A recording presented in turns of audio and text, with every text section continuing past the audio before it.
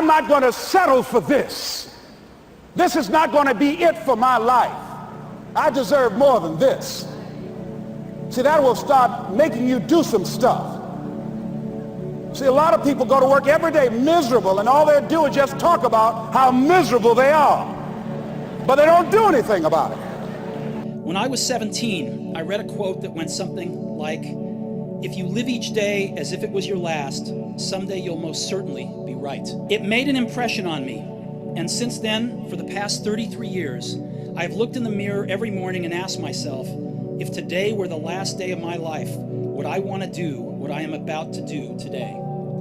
And whenever the answer has been no for too many days in a row, I know I need to change something. You are a guy that, for a lot of people, you sort of embody the idea of hardening your mind and figuring out a way to do things that most people think are impossible. You've sort of become that guy over your life, and you've become that guy for a lot of people, including me, online. We've talked about you on the podcast a ton of times. So having you in here has been it's very exciting to me. I appreciate that. Thank you. That's what it did. And I had two options. To either be that 300-pound guy who sprayed for cockroaches and made $1,000 a month, and at 24 years old, knowing when I'm 50 fucking years old, I can reflect on this and think about what guy I never became, or I can totally just sack it up and fail and fail and fail until I succeed. Because true happiness is not contained in what you get. Happiness is contained in what you become. Two men wake up one morning, there's a rainstorm on. One of them looks out his window, sees the rainstorm, and he says, "Wow, what a storm. With weather like this, they can't expect you to go out and make sales." He stays home. Same morning, the other guy looks out his window, sees the same storm, says, "Wow, what a storm." But he says, "You know what, with weather like this, what a great day to go out and make sales. Most everybody will probably be home." It is okay to be scared. It is okay to cry. Everything is okay, but giving up should not be an option. They always say that failure is not an option. Failure should be an option, because when you fail, you get up, and then you fail, and then you get up, and that keeps you going. The major key to your reaching your dream, your living up to your greatness, your making your contribution is you. This is what I believe, and I'm willing to die for it. Period.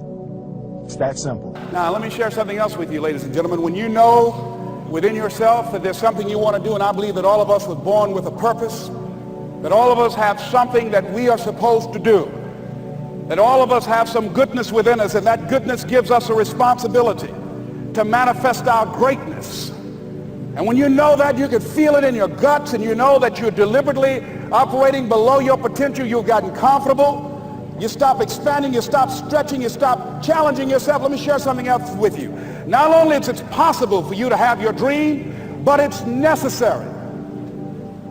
It's necessary that you have it, that you work on it, that you develop yourself, that you go for what is yours in the universe. And to my hero, that's who I chase. Now, when I was 15 years old, I had a very important person in my life come to me and say, "Who's your hero?" And I said, "I don't know, I got to think about that. Give me a couple of weeks." I come back 2 weeks later, this person comes up and says, "Who's your hero?" I said, "I thought about it. You know who it is?" I said, "It's me in 10 years. So I turned 25 10 years later. That same person comes to me and goes, "So are you a hero?" And I was like, "Not even close. No. She said, "Why?" I said, "Because my hero is me at 35. So you see, every day, every week, every month, and every year of my life, my hero's always 10 years away. I'm never going to be my hero. I'm not going to attain that. I know I'm not. And that's just fine with me, because that keeps me with somebody to keep on chasing." And I Googled the 10 hardest races in the world. I knew nothing about ultra running. The first I'd ever run was 20 miles at one time. And so what came up was the Badwater 135. 135-mile run through Death Valley in the summertime. I thought it was a fucking stage race. I didn't know people could run 135 miles at one time. I had no idea it was even possible. What do you mean a stage race? Where you run like 20 miles, camp out, and then run 20 more until you get 135 miles. Right. So I wasn't an ultra runner, didn't know what ultra runner was. I called the race director up, Chris Kosman of the Badwater. And he said, "Are you an ultra runner?" And I was like, "I don't know what that is." He goes, "Have you run 100 miles in 24 hours or less?" I was like, "No." But I said, "I'm a Navy SEAL. I was in 3 Hell Weeks. I was a Ranger." I gave him some resume. He didn't give a shit.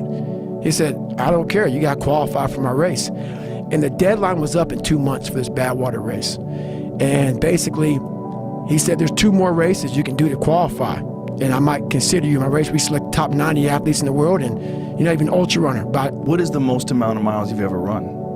at one time, Yeah. 205 in 39 hours. Wow. Yep, nonstop.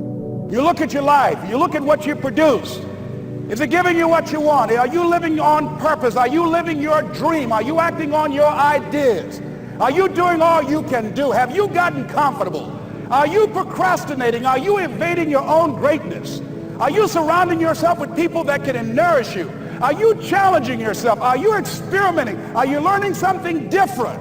Is your life an adventure, or is it boring? Where have you been? Why are you here? What brought you here? Investing the time, the money. What brought you here? And where are you going? And my caution was always the risk. Risk used to drive me right up the wall. I used to say, what if this happens? It's called the language of the poor. What if this happens? And on top of that, if this was to happen, look at the fix I'd be in. I better not try. I could always ace myself out. Then I'll tell you what changed my whole life when I finally discovered it's all risky. The minute you were born, it got risky. If you think trying is risky, wait till they hand you the bill for not trying. If you think investing is risky, wait till you get the tab for not investing. See, it's all risky. Getting married is risky. Having children is risky. Going into business is risky. Investing your money is risky. It's all risky. I'll tell you how risky life is. You're not going to get out alive.